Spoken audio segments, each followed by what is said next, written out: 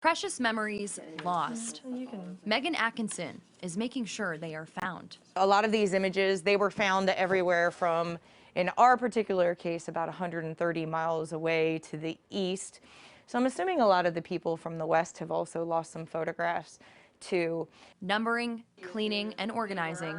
She and her team at the Tennessee Tech Archives and Special Collections are reuniting tornado victims with pictures and documents. When we started it, I was like, oh, we're not going to get, how many photographs could we possibly get?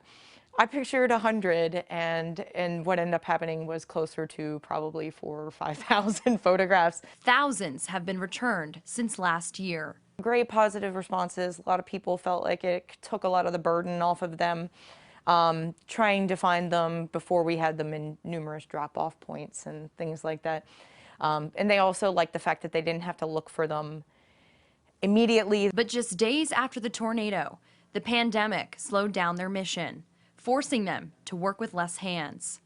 Despite challenges, progress has been made, but they still have ways to go.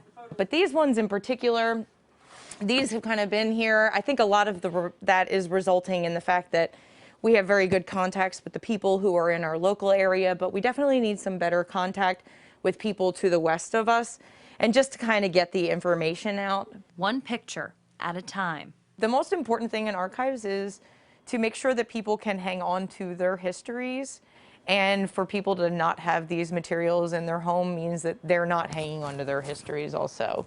So we would lose a lot of documentation for a pretty large community. Reporting in Cookeville, Julia Palazzo, News 2.